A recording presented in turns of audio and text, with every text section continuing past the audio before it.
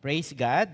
No, I thank Him for the privilege and opportunity to be able to stand before you again and share His truths, His message.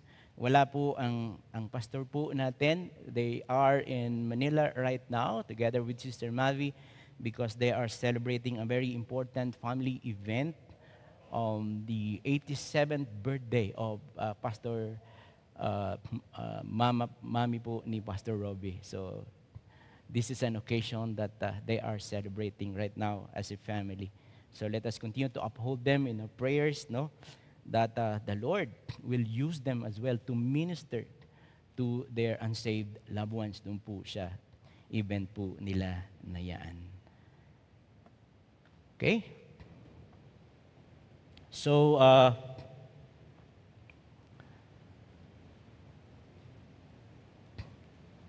let us now go to our message this morning. I saw a clip from Facebook. Right? Nagpi-Facebook po ako eh. About a dad who his daughter gave an Apple iPad. So, she asked how the birthday gift was. And then this dad said that, well, the iPad was very useful. But the daughter got the shock of her life when she saw that her dad used it as a chopping board.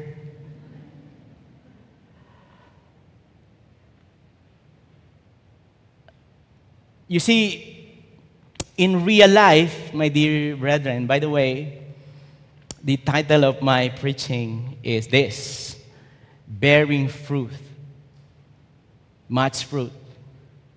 And I'll be using the text from the Gospel of John, chapter 15, verse 1 to 8. Yes, my dear brethren, in real life, it's not a laughing matter when you see something that is expensive not being used as it should. Or worse, being used not as intended. Across Europe, the continent that nurtured Christianity for most of 2 millennia, churches, convents, and chapels stand empty and increasingly derelict as faith and church attendance have shrunk over the last half century. The once sacred structures are repurposed for clothes shops, climbing walls, nightclubs, hotels, or museums. But you see, the saddest of all is when people of God, redeemed by the precious blood of Christ, are not living for which He saved them. They lived as unredeemed people, vaguely distinguishable from the unsaved people around them who were destined for damnation. They are preoccupied with the things of this world that will not matter in eternity. Their time, strength, and their resources are spent on a worldly pursuit that betrays their indifference to eternity. Living to accumulate more stuff that they think will make them happier before they leave the earth. Yet they never stop to consider what God wants them to do with the few precious years and the gifts that He has given them. In John's Gospel, the Lord Jesus Christ reminds us of God's purpose in saving us. And it is my prayer, my dear brethren, that this preaching will bring us to an honest assessment where we are in our walk as people of God, as believers. Praise God if you are bearing fruit. But by the grace of God, endeavor to bear much more. That's my prayer. However, if for some reason you are here today and somehow you got caught in the torrents of life, aimlessly wandering in your walk, I hope and pray that you take heed of God's exhortations today through this preaching. So, let us read our text for today. Please open your Bible in the Gospel of John, and we will be reading from chapter 15, starting verse 1 all the way to verse 8. John 15, verses 1 to 8. I'm reading from the NASB version. Verse 15. I am the true vine, and my Father is the vine dresser. Every branch in me that does not bear fruit, He takes away. And every branch that bears fruit, He prunes it so that it may bear more fruit. You are already clean because of the word which I have spoken to you. Verse 4. Remain in me and I in you, just as the branch cannot bear fruit itself, but must remain in the vine, so neither can you unless you remain in me. I am the vine, you are the branches. The one who remains in me and I in him bears much fruit. For apart from me, you can do nothing.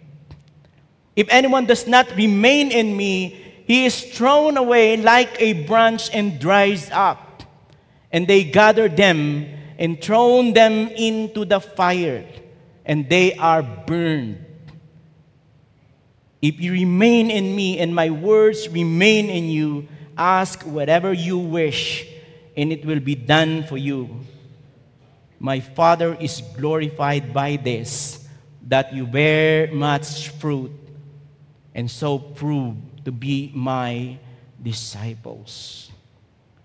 Can we bow down our hearts before the Lord and pray and ask Him to guide us as we go through this study and preaching this morning? Oh, most gracious Heavenly Father, we thank you once more for giving us the opportunity to stand before you, Lord, to listen to your words preached, Lord God.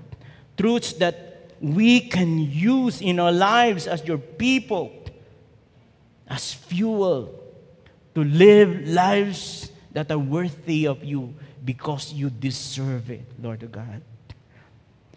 And so, Lord God, we pray, Lord, that you will give us attentive hearts, hearts that are willing to be planted with your truths, Lord God. I pray, Lord, that you will not allow any distraction that come before us in knowing and understanding your will this morning. And so, Lord, we pray that you accomplish your purpose, Lord God, in our lives as your people, as we sit down and listen to your words, Lord God. Lord, Holy Spirit, be our teacher. Illumine our minds, Lord. Enable us, strengthen us to fight temptation, to wander, and not be able to hear your words, your truths, Lord God. Lord, we pray that your name will be magnified and glorified in the results, Lord, of this preaching. Lord, help me as well. I know that I am unworthy before my brethren to handle your precious words, Lord, but only by your grace that I am able to do so. And so, Lord, be magnified and be glorified in this endeavor. All these things we pray in Jesus' name. Amen. So before I continue, I'm sure you've heard this preaching many times before in your Christian life, but I always believe that the Word of God is always fresh, and He sends it to His people to accomplish His purpose. And so that is my prayer, that He accomplishes His purpose in our lives this morning. So let us take a look very quickly the background of this gospel. So the disciple John wrote this gospel decades after the Gospels of Matthew, Mark, and Luke were written. So when he wrote this, he assumes that the readers are already familiar with the content of the other Gospels. So John here presents a different perspective with a greater emphasis on the meaning. And John emphasizes, and he used 7 miracles, which he calls signs, to prove that Jesus, in fact, is the God incarnate. Okay? So yun po yung kanyang pinakang naisin dito, to present the Lord Jesus as the God incarnate. And here in this gospel, some of the most well-known verses in the Bible are found here. And I think none is more famous than that one-sentence summary of the gospel found in John 3:16. Di ba? For God so loved the world that He gave His only begotten Son, that whomsoever believes in Him shall not perish but shall have an everlasting life. We know that, right? That's so famous. This verse is included in this gospel. So, after completing His public ministry in Jerusalem, in chapter 12, verses 36 to 38, Jesus had washed the feet of the disciples. In John 13:3-5, predicted His betrayal. And in John 13:21, foreseen Peter's denial of Him. Yan, makikita po natin yan, verses 37 to 38. So, yan po, no? Tapos na po yung kanyang public ministry here. And then, in chapter 14, he begins a series of remarks meant to encourage the disciples in the face of a bleak perspective of dire warnings. And among these, my dear brethren, are reminders that He is planning to bring them to be where He is. The assurance that He is the way. And the first explicit promise of the coming of the Comforter, no other than the Holy Spirit. Pagdating po sa chapter 15, he now continues this address, beginning with his claim to be the true vine. Okay? The true vine. So, let us now delve into our passage study this morning.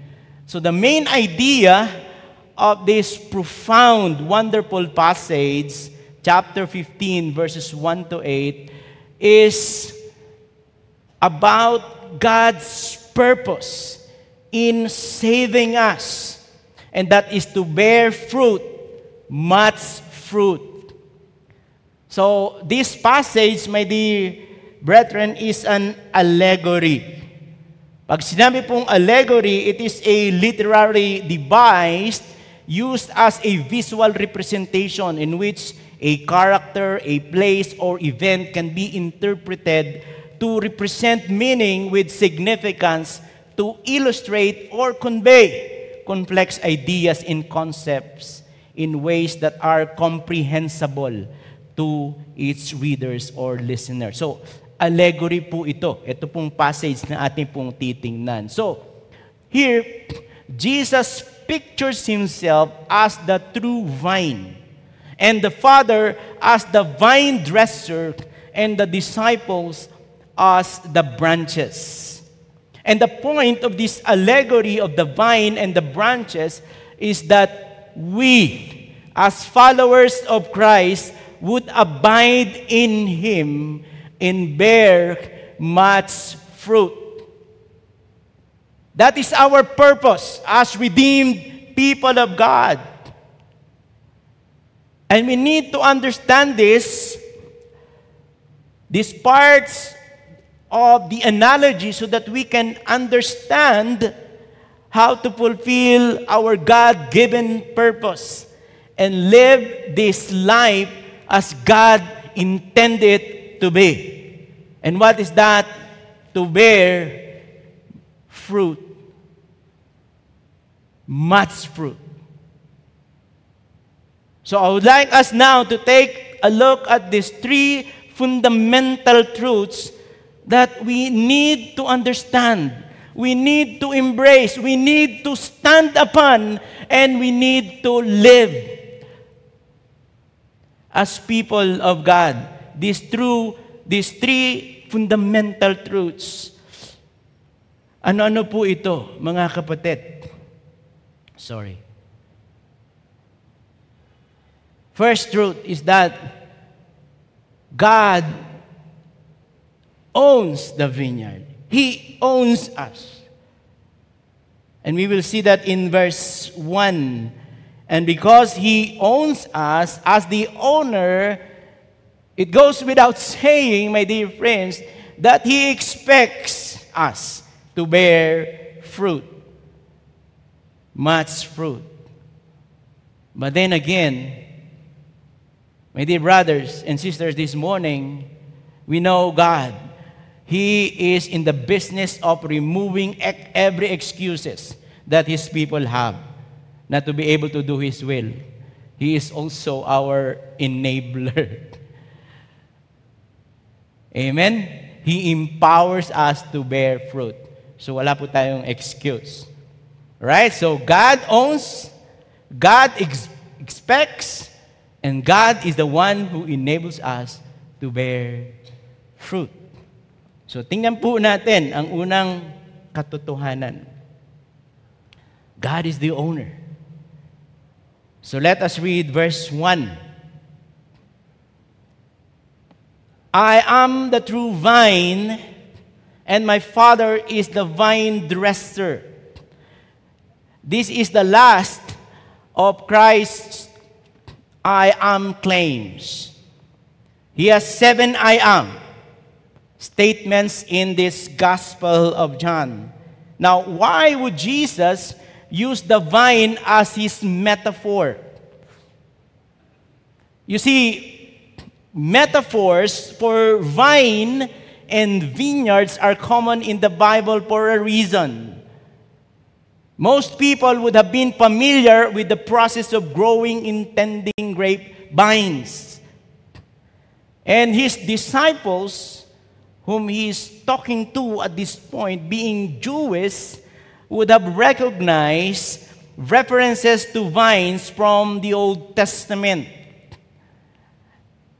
And the nation of Israel, my dear brethren, is always referred to as God's vine that He planted. Okay? Israel is God's vine that He planted. If you go, for example, in Isaiah 5:4, we will read there. Ang sabi po doon ng ating Panginoon, what more was there to do for my vineyard that have not done in it? Why, when I expected it to produce good grapes, did it produce worthless ones? In Jeremiah chapter 2, verse 21, the Lord says, "Yet I planted you as a choice vine, a completely faithful seed.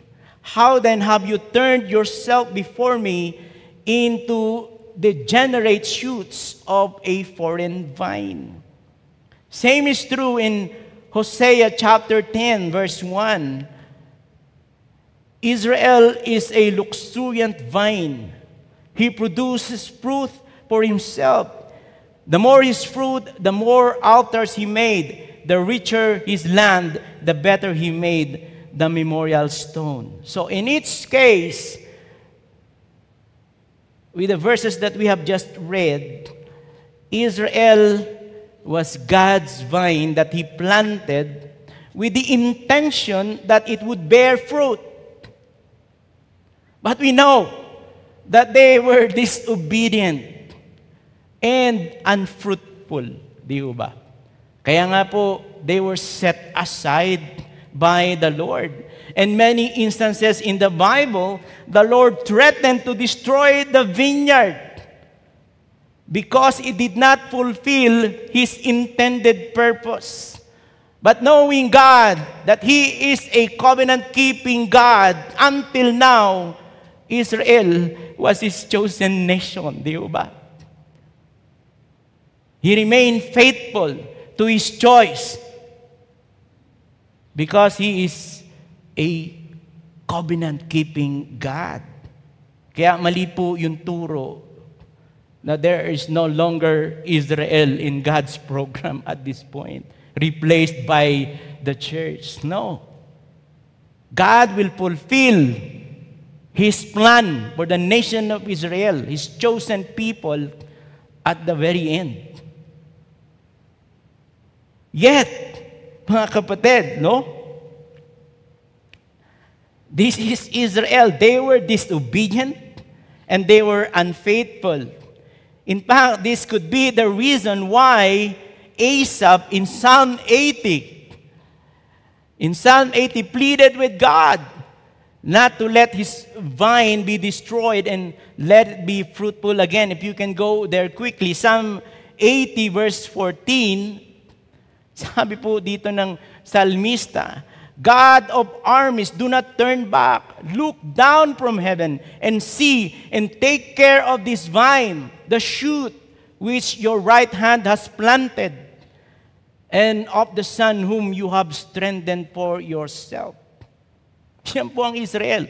So alam po ng mga disipulo, when God talked to them about the vine and the vineyard, the metaphor that He is using refers to Israel. So alam po nila. And here in our text, my dear brethren, Jesus claims that He is the true vine. So He is telling His disciples, unlike Israel, which did not fulfill its intended purpose, He is the ideal realization of all that God intended for His vineyard, His people. In other words, He is the embodiment of what God wanted His people to be. Jesus brought forth the fruit that Israel failed to produce. He is the true vine.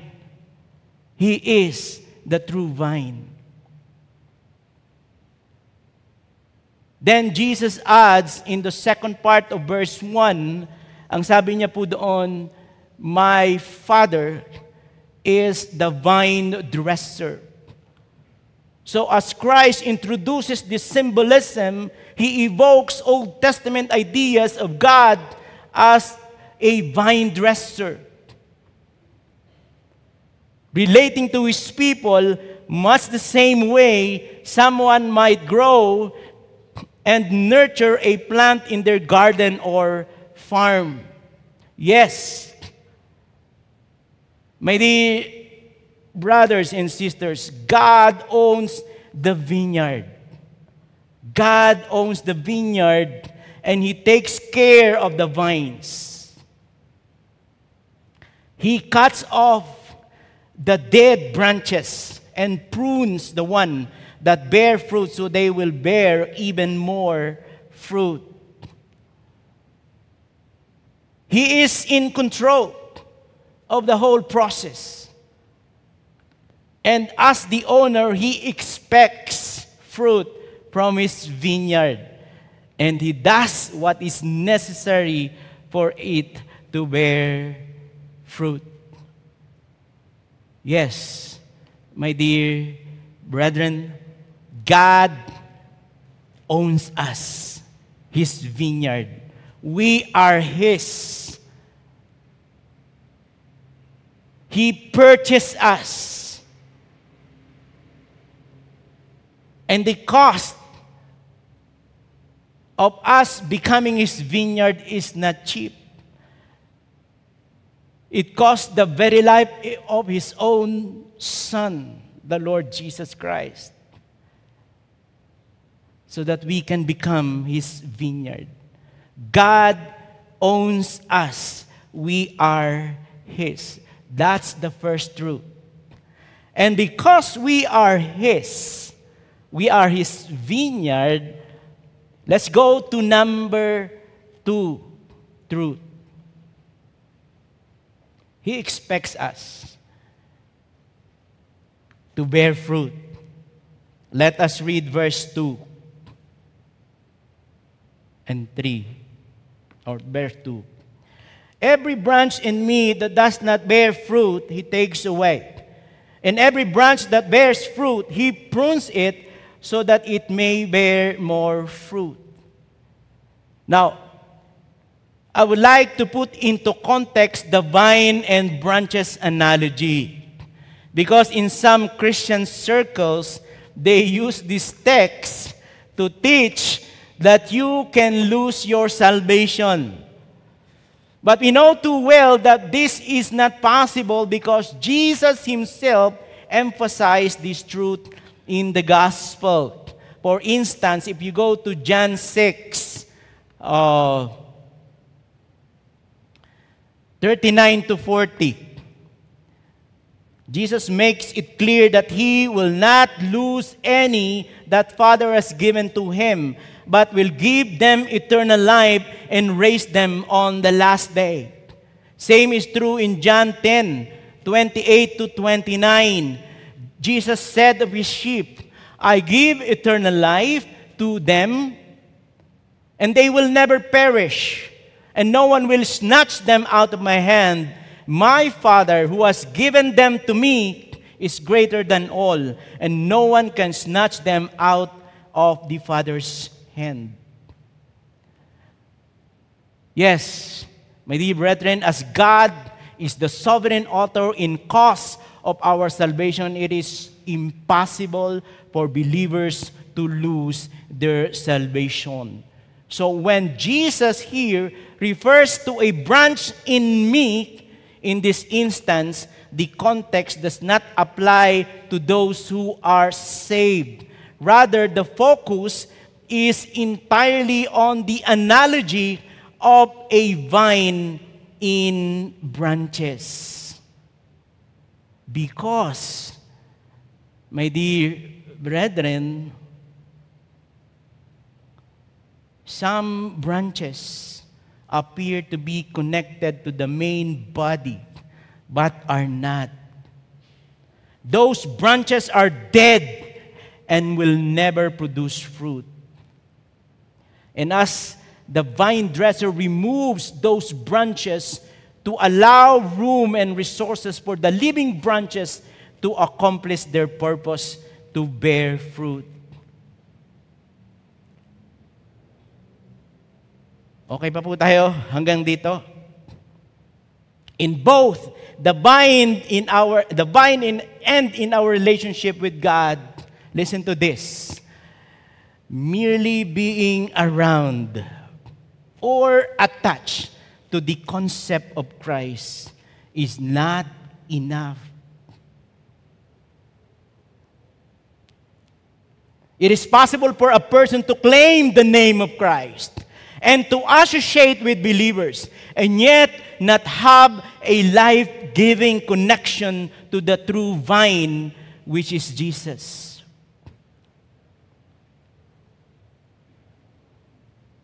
Like a branch in the vine that produces no fruit, these are people who have attached themselves to the church but are not connected to the source of life.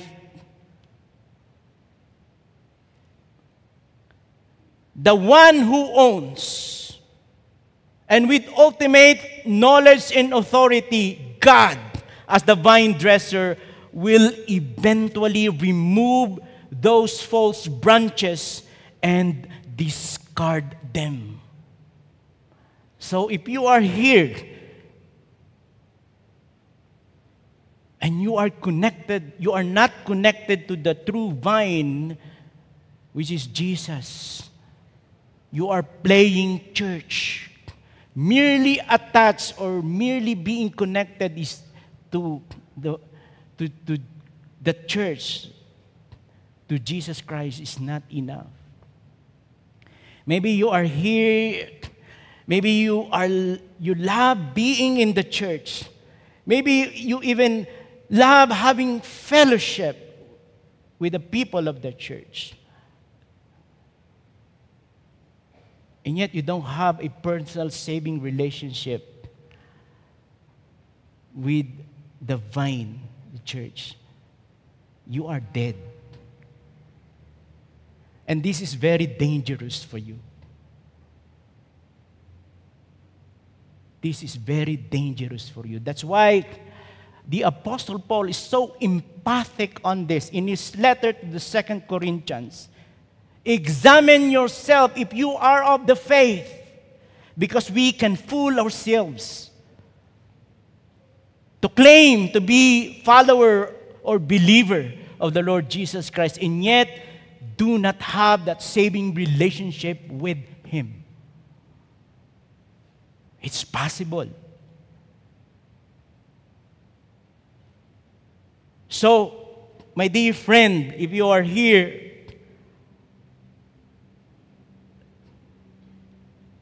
and you are uncertain, you've been attending this church, maybe you are forced to attend because of your parents or your relatives, and so as not to offend them, you attend this church.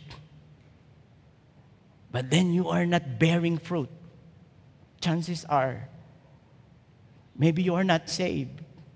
You are not really connected to the true vine. So the invitation is for you. Later on, be honest. Later on after the service, someone is more than willing to share the gospel of salvation with you. My friend.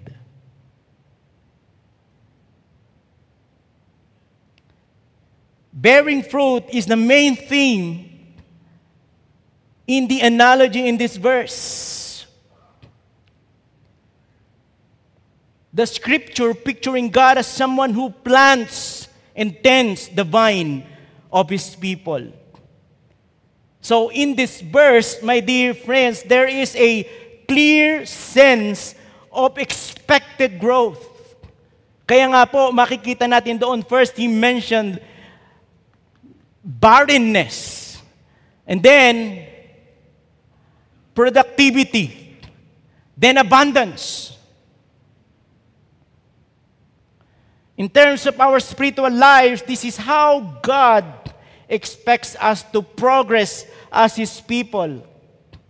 And part of that process, my dear friends, God removes and prunes the branches. And here in verse 2, we see both negatively and positively. We see that. Let us read again verse 2. Every branch in me that does not bear fruit, He takes away, and every branch that bears fruit, He prunes it so that it may bear more fruit. So, to understand this allegory, we need to know what Jesus means by fruit, lest you understand it as fruit salad. So ano po ang ibig sabihin ng fruit dito? To bear fruit, my dear friends, is to see God produce Christ-likeness in you. The context primarily refers to whatever the life of Christ produces in and through the believer who lives in close fellowship with Him. And that includes obedience to His commands.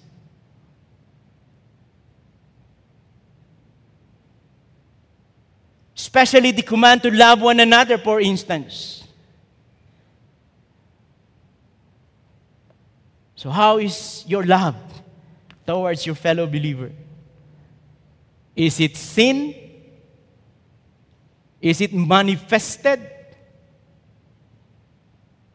Are you engaged in the lives of your fellow believers?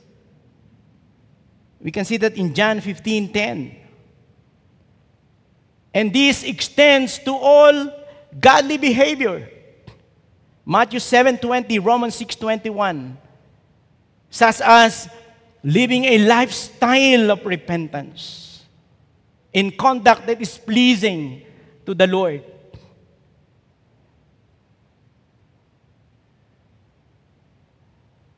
Ephesians 5:9.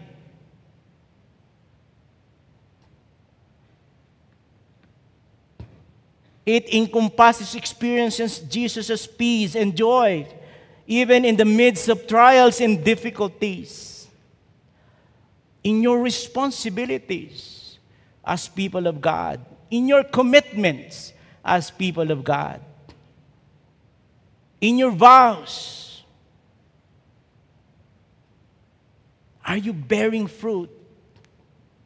How was your marriage life? You promised before God and before men with that solemn vow to take care of each other, for richer or for poorer, for sickness or health, till death do us part. How is that vow now? After some time, are you still doing it? Are you still finding ways and means to nurture that marriage that the Lord has, the marriage that God has gifted you? How is that now? How do you respond to trials and difficulties? Does it glorify God when you go through a lot of trials and difficulties in your life? Does it glorify God? And since love, joy, and peace are the first three fruits of the Spirit, we can extend the list to include the other fruits. In Galatians 5:22-23, like patience. How's your patience?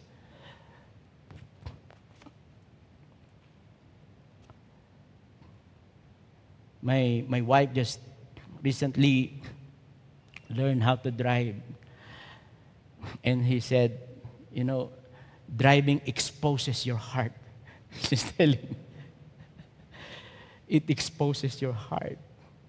So how's your patience, your kindness, your goodness, your faithfulness, your gentleness, your self-control as people of God? Of course, it also refers to seeing people come to Christ through your gospel witness. How much burden are you for the lost? Knowing that you are a beggar who found a bread. Are you burdened to share that bread to the lost as well? Knowing that in the situation of those unsaved people, your loved ones, your friends, your family, God is not glorified in their fallen situation. And one day they will face God.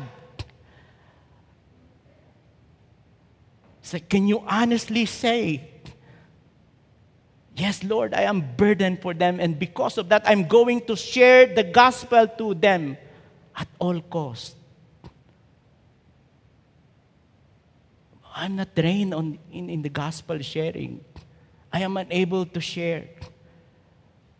Again, God is in the business of removing excuses from His people.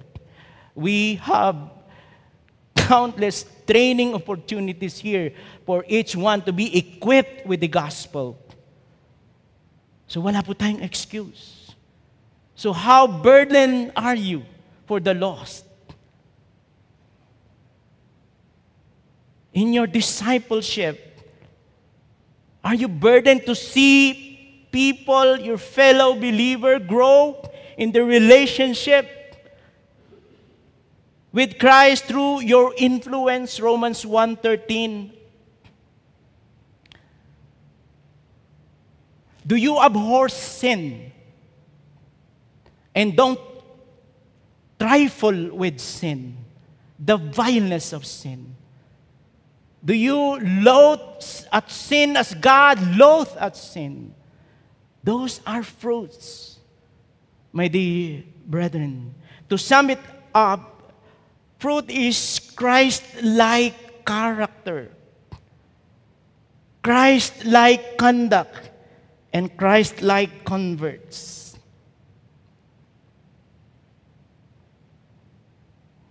You see, a vine dresser hacks away at the vine with some large shears to prune it so that later it will produce many large sweet grapes. In the same way, my dear friends, you cannot bear fruit for the Lord unless the heavenly gardener prunes your life. And we know that the pruning process is not at times very pleasant when it happens, but it yields a bigger, better crop of fruit in the long run. Kasi po mga kapatid, we are still in the flesh. When we come into Christian life, we all bring a lot of flesh and the world baggage with us. We need to thank God because He is gracious enough not to hack it all away at once, or else we will bleed to death. But our goal is to become like Christ, to become like Christ, to be conformed to Him. So everything has got to go. Things that God prunes in us. Praise God. Even though it is unpleasant, the experience may be painful and difficult, let us keep in mind that His aim is that His joy would be in us, and our joy would be made complete. John 15:11. Sabi po sa John 15:11, these things I have spoken to you, so that my joy may be in you, and that your joy may be made full. So our responsibility now is to submit to the pruning process, even though sometimes it is painful, trusting that the Father knows what He's doing in our lives. Amen po. Amen po, mga kapatid. Of course, obviously, it takes time for fruit to grow. So don't despair if you don't see all these qualities fully develop in your life. It is a process.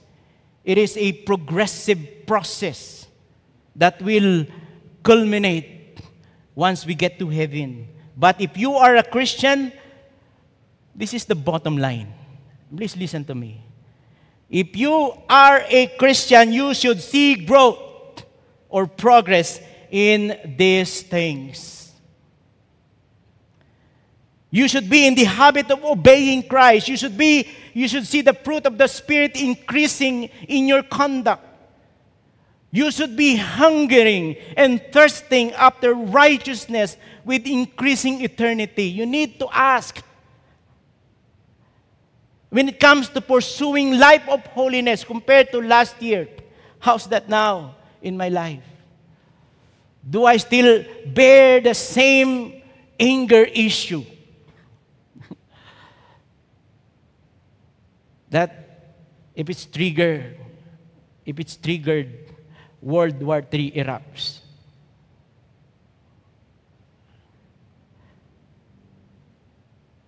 You should be looking for opportunities to tell others about our Savior.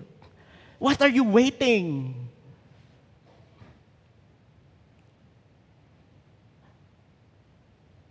So if you are not seeing these fruits growing in your life, my dear brother, my dear sister, you need to figure out why not. Because growth in Christ-likeness or Christ-like fruit should be the normal experience of every Christian. Kaya nga po kung hindi nagbubunga ang buhay mo bilang mananampalataya, you need to ponder, do an honest assessment. Lord, is there sin in my life? I am not growing in this area. That's why there is church. Seek accountability. For example, if you are having difficulty in trying to address a particular sin or issue in your life, or maybe you are not a believer at all.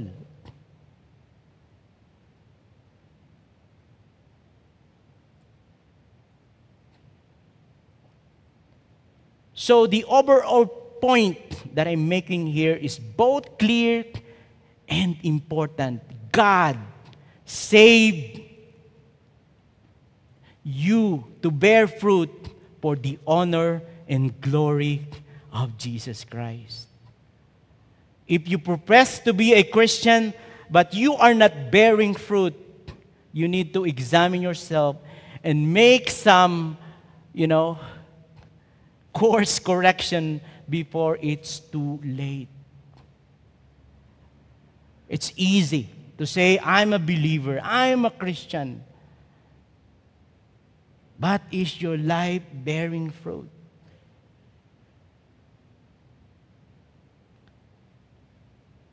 Before it's too late, you need to make some corrections because you are not living according to God's expectations. So since Jesus is the true vine, the branches in Him that are taken away and cast into the fire do not represent true believers, but rather those who think they're Christian because they go to church like this or play church. Wala lang magawa eh. I need to be in guiding light because my family is there. I have nothing to do at home. Or I will not have my allowance if my mom or my dad don't see me in the church.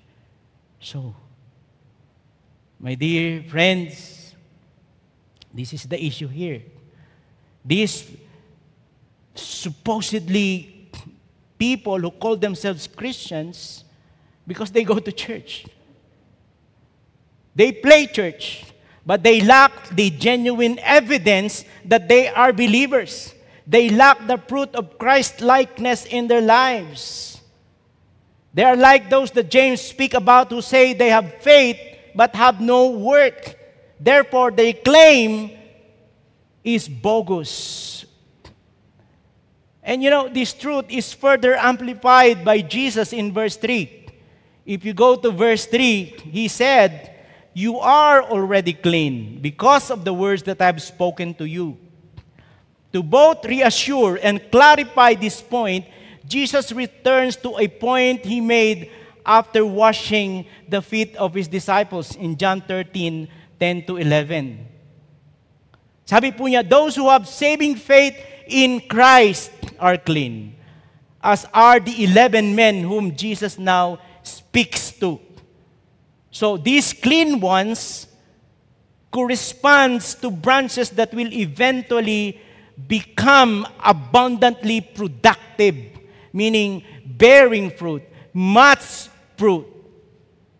And then those who are not clean are impostors, like Judas, remember, without saving faith, and correspond to the branches destined to be discarded and destroyed. Yes, my dear brethren, God, being the owner, expects each one of His people to bear fruit. Not only to bear fruit, but much fruit. Amen po? Ang galit na po yata kayo sa akin. But praise God. Praise God. God enables us to do this. Let's go to verse 4. Let's read verse 4.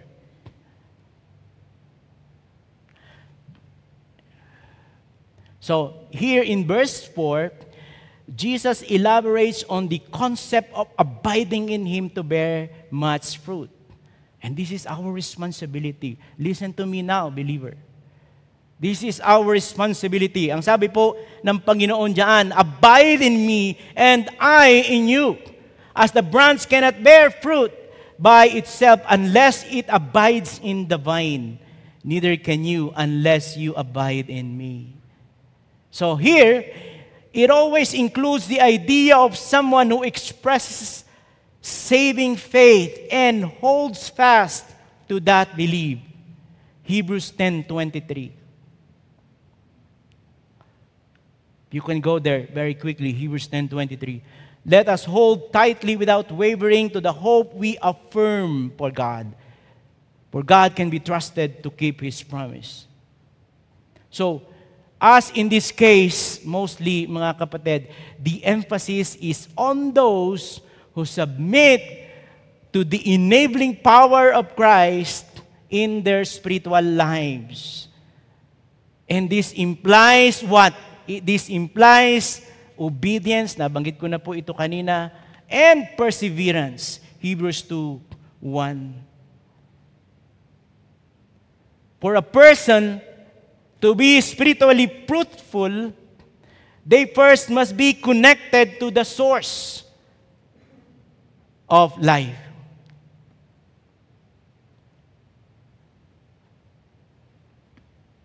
Jesus, the true vine. He is the true vine. So to move from being barren to spiritual fruitfulness to much fruit, Christians must lovingly obey the Lord Jesus Christ. John 15:9-10. And the more intimately we are connected to our spiritual life giver, the more effective and the more productive we will be. Okay po? Kaya sabi ng Panginoon, abide in me. Now, it's crucial to note that none of these references is about material wealth, of course, success, reputation, or easy life. No. And then in verse 5, Jesus ends the progression of His analogy regarding the branches and the vine. Let's go to verse 5. Sabi niya, I am the vine, you are the branches. The one who remains in me and I in him bears much fruit. For apart from me, you can do nothing. Ibig sabihin po, only branches truly connected to the source of life will produce fruit.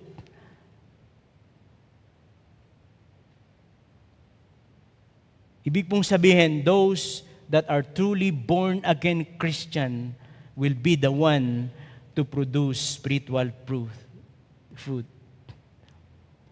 So in the context of this analogy, my dear friends, Jesus distinguishes between branches that are in the vine and those that are truly abide in the vine. So the discarded branches Christ speaks about here are those who were never saved in the first place. At ito po yung nabanggit natin kanina, true salvation cannot be lost.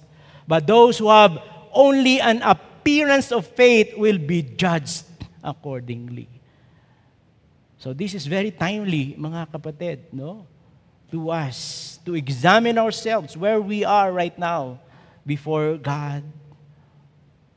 The abiding relationship also implies depending on Christ, as His word in John 15:5 indicate, for apart from me, ibig sabihin, we must and should depend on Him. For apart from me, you can do nothing. We cannot bear fruit that remains. Of course, it goes without saying, mga kapatid, that abiding is not an effortless, passive matter. Hindi po. The Bible is replete with talks about the need to strive against. If you go to Hebrews 12:4, sabi po ng manunulat doon, you have not yet resisted to the point of shedding blood in your striving against sin. So there is this effort, deliberate effort to abide. In Colossians 1:29, Paul said that he labored and strived for Christ, but added that he did so according to His power, which mightily works within me. And he pictured the Christian life as a battle, a fight, an athletic contest. Di ho ba? So there is this responsibility na meron po tayo to abide in Christ. And then in verse 6, he pictured, in verse 6, it tells us that as a good vine dresser, God cuts out those dead, fruitless branches and destroys them. So basahin po natin, if anyone does not remain in me, he is thrown away like a branch and dries up, and they gather them and throw them into the fire, and they are burned. Again, the analogy Jesus presents here is not about loss of salvation, which is impossible. We have already discussed that. Rather, His message is about those who put on an appearance of faith. Pasensya na po kayo. Makulit po ako dito, mga kapatid. Those who put on an appearance of faith but are disconnected from the true vine that gives eternal life. So, for this statement, that is what Jesus means by those who abide in Him. Meaning, bearing true spiritual fruit is only possible through the power of Christ. He is our enabler. Amen po ba? So, apart from Christ, we can do nothing. You see, this is the bottom line, my dear friends. That fruit, like any other good works or holiness, is always presented as evidence of salvation, never as a requirement for it. The pruning and destruction Jesus refers to here echo a statement made in Matthew 7:21 to 23. If you can go there quickly, Matthew 7:21, 23. And this is one of the saddest day that could ever happen to a person. Sabi po doon, Matthew 7:21 to 23, sabi ng Panginoon, not everyone who says to me, Lord, Lord, will enter the kingdom of heaven, but the one who does the will of my Father who is in heaven will enter. Verse 22, many will say to me on that day, Lord, Lord, did we not prophesy in your name, and in your name cast out demons, and in your name perform many miracles? Verse 23, and then I will declare to them, I never knew you. Leave me, you who practice lawlessness. So there, the Lord Jesus likewise pointed out that putting on an appearance of faith is not the same as being born again. We cannot fool God. Amen po? Don't worry. Ang template ko po ay si Pastor Robbie when it comes to preaching. All right, in verse 7, let's go to verse 7.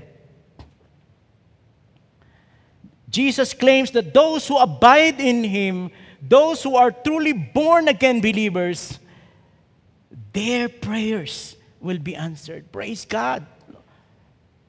Pakikinggan po ng Panginoon ang panalangin ng mga totoong anak ng Diyos. Those who are truly born again, their prayers will be answered. Sabi po doon, if you remain in me and my words remain in you, ask whatever you wish, and it will be done for you. Jesus refers to those in whom His words abide. That implies the same deeply rooted, intimate, life-giving relationship between the vine and the branches. In other places, Jesus connected fulfilled prayer to the will of God and the Father, as in Matthew 6:10. And then in Matthew 26, verse 39. So, in other words, when a person's prayer is holy or entirely aligned with the Word and with the will of God, that person is legitimately praying in the name of Christ. And you see, all our abiding, all our bearing much fruit is for the glory of God. For the glory of God. That's why He's going to enable you. He's going to empower you. Because all our abiding, all our bearing fruit as believers is for the glory of God. We will see that in verse 8.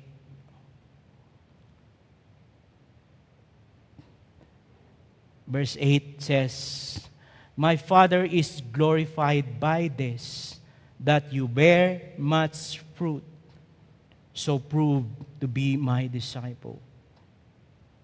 When God's people depend on His word, John 15:7, and obey His will, God is glorified. Yung pala yun, mga kapatid. Our lives are intended to live out for the glory of God. Yes, He is glorified in it. This is not only the ultimate point of our service to Him. It also proves for ourselves and others that we are truly born again.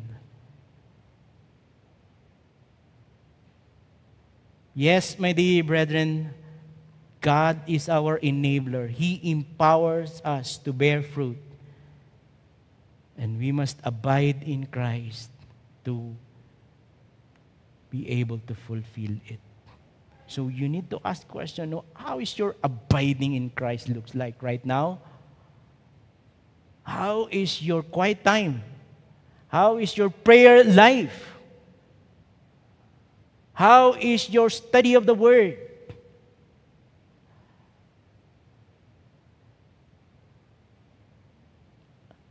We are only able to bear fruit, much fruit, if we abide in Christ. So, my dear brethren, as I end, no?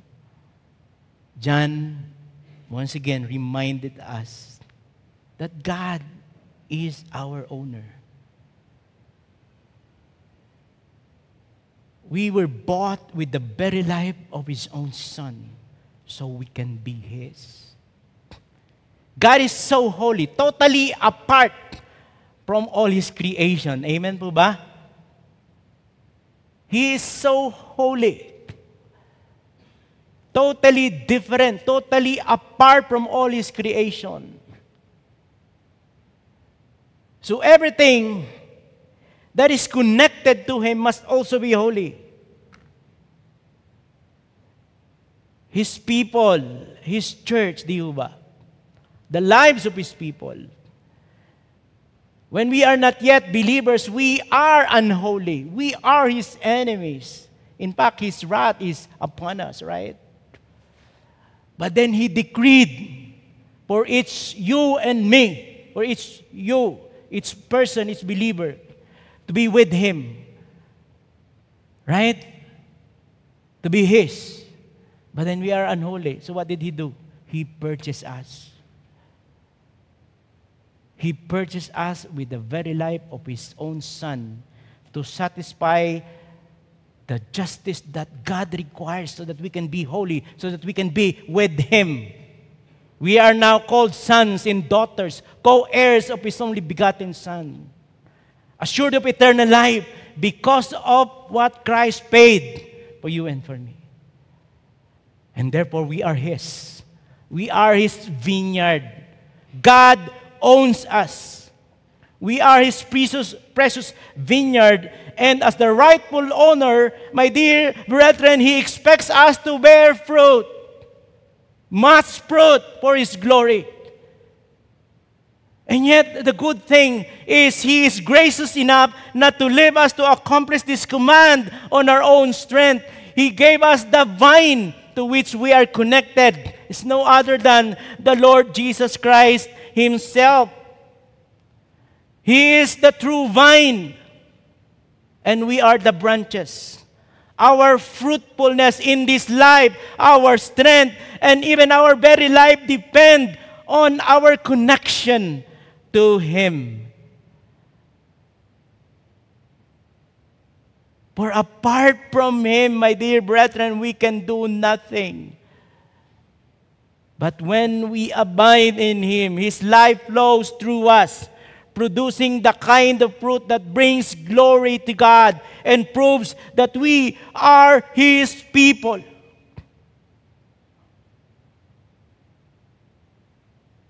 You see, this call is simple, yet profound, my dear brethren. Remain in Christ. Remain in Christ. That means we are to draw near to Him every day in prayer, feeding on His Word and yielding to the pruning hand of the Father who shapes us for greater fruitfulness. Even the very problems that you are facing now, the trials that you are going through, the ailments and sickness that you battle every day is designed by God for you to bear more fruit for His glory. As you respond to the difficulties that you are facing, it brings honor to the Lord. It brings glory unto Him. And it's not about striving on our own strength, but about surrendering to His life in us, trusting Him in every step of the way. So let us ask ourselves, are we truly abiding in Him? Or are we trying to live apart from the vine? And this is my prayer, my dear friends, as I end, that we remain connected, bearing fruit that will last, fruit of love, faith, obedience, and witness, so that the one who bought us, the one who saved us, the one who made us His vine or His vineyard will be glorified in our lives. Amen po. Can I ask the worship team to sing us, and later pala, sorry. Before we end in prayer and worship, can I ask you to please find a partner to process whatever takeaways that we had in this teaching.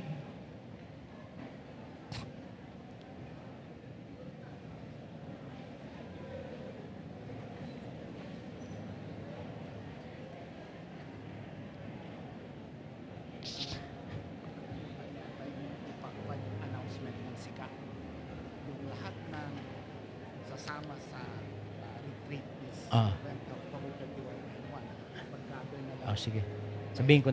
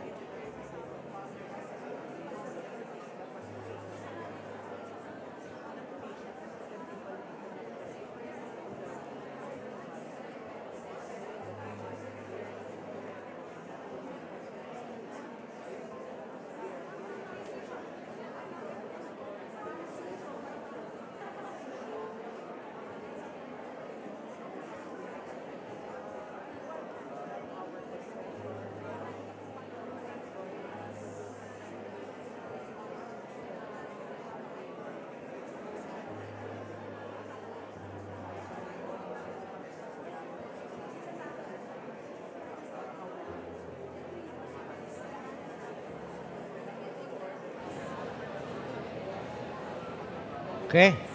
We can now begin to pray for one another.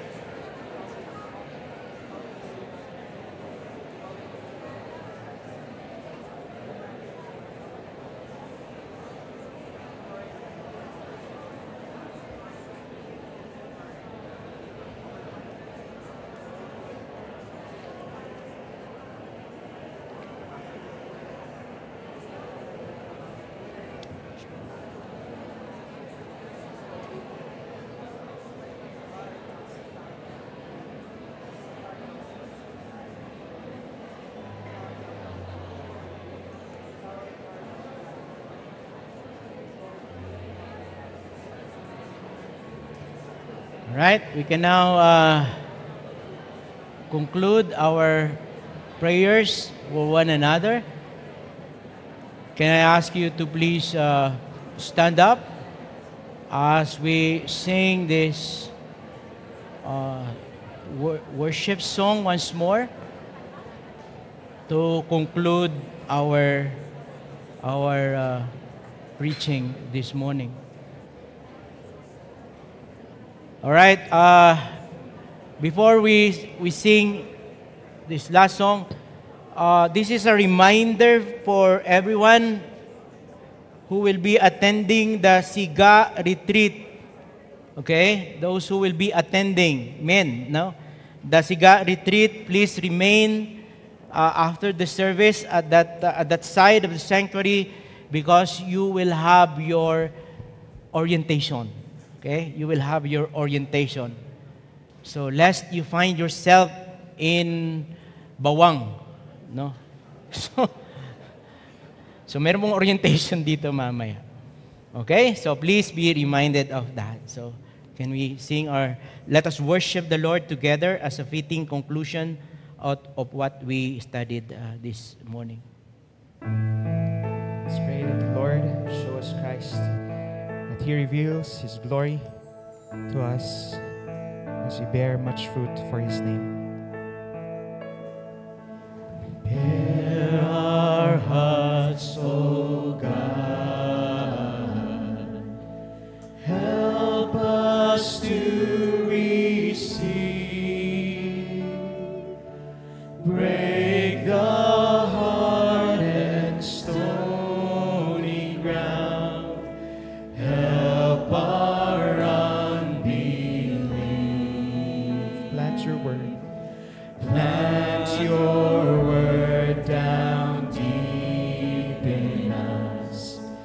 Cause it to bear fruit. Open up our ears to hear. Lead us in your truth. Show us Christ.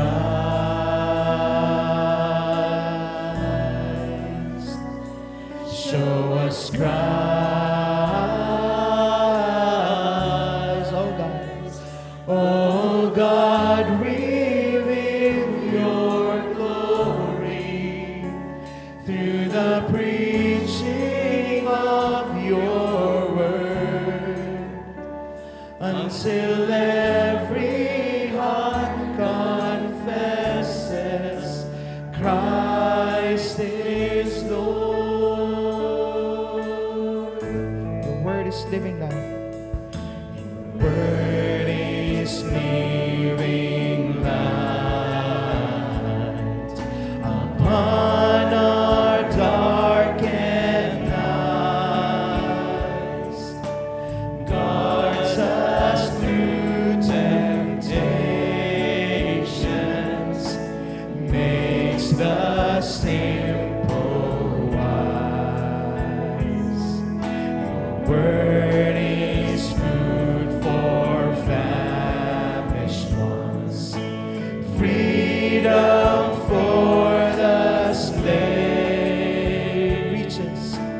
reaches for the needy soul. Come speak to us today. Show us Christ. Show us Christ. Oh Lord, show us Christ. Show us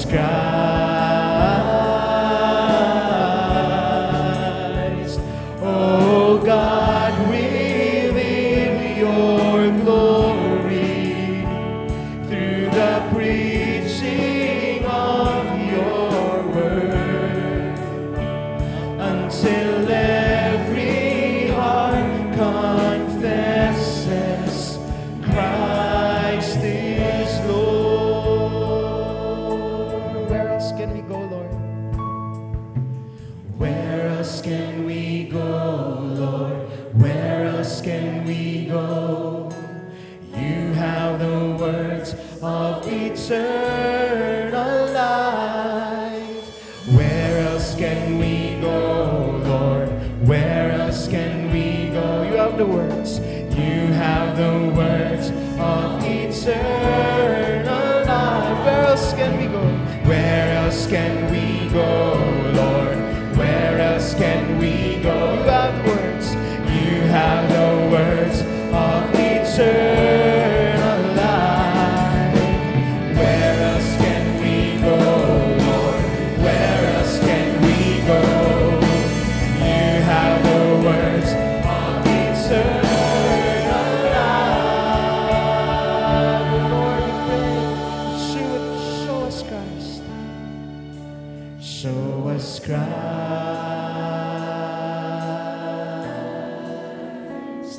Show us Christ. Oh God, show us Christ. Show us Christ, oh God. Show us Christ. Oh God, reveal your glory. Oh God, reveal your glory through the preaching of your word, until every heart confesses Christ is Lord.